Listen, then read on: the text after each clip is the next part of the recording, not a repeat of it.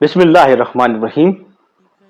بہت سی کتب سیرت میں یہ واقعہ موجود ہے کہ نبی کریم صلی اللہ علیہ وآلہ وسلم کی مدینہ آمد سے 1000 سال پہلے آپ کی آمد کی یہاں تیاری ہو چکی تھی۔ ایک یمن کا بادشاہ تھا جس کا نام ابو الخمیری تھا۔ وہ بڑا جاہ و جلال والا تھا، اس کے پاس بڑی دولت تھی۔ وہ جہاں کہیں سے بھی گزرتا تھا لوگ جوک در جوک اس کو دیکھنے کے لیے آتے تھے۔ روایات میں آتا ہے کہ جب وہ اس جگہ سے گزرا تو اس کو اس جگہ سے محبت ہو جاتی ہے، اس کی آب و ہوا سے اس کو محبت ہو جاتی ہے۔ اس کے جو علماء تھے یہودی اور عیسائی، انہوں نے اس کو اس جگہ کی خوبیاں بتائیں اور یہ کہا کہ اللہ کے جو آخری نبی ہیں، ہماری کتابیں یہ بتاتی ہیں کہ وہ یہاں قیام پذیر ہوں گے۔ اس کو نبی پاک صلی اللہ علیہ وآلہ وسلم سے اس قدر والہانہ محبت ہو جاتی ہے، اس نے اپنے علماء سے یہ کہا کہ آپ ایک خط تیار کریں جو بھی ان کا زمانہ پائے، اگر وہ میرے زمانے میں اسی زمانے میں ظہور ہوتا ہے تو میں ان کی قدم بوسی کروں گا، آپ کا جو دین ہوگا اس کو قبول کروں گا۔ اور اس کے بعد وہ وہاں سے یمن کی طرف چلا جاتا ہے، لیکن وہ خط وہاں چھوڑ کر جاتا ہے۔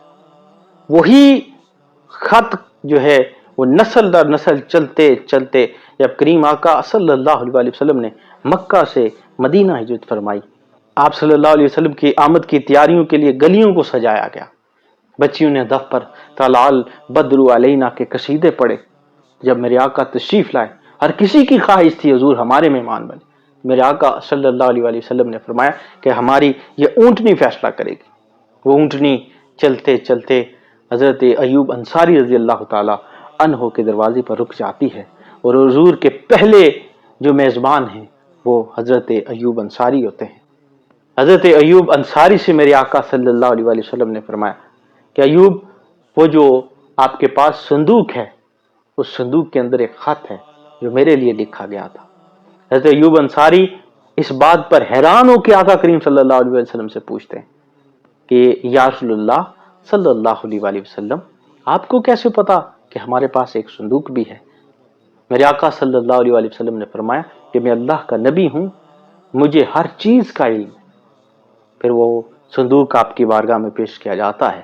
میرے آقا نے اس خط کا معائنہ فرمایا۔ ذات ذی وقار ہمارے آقا و مولا کی کیا شان، نبی پاک صلی اللہ علیہ وسلم کی کیا شان و عظمت ہے، جن کے لیے قرآن میں ہے وَرَفَعْنَا لَكَ ذِكْرَكَ، اے محبوب ہم نے آپ کے لیے آپ کا ذکر جو ہے وہ بلند کر دیا۔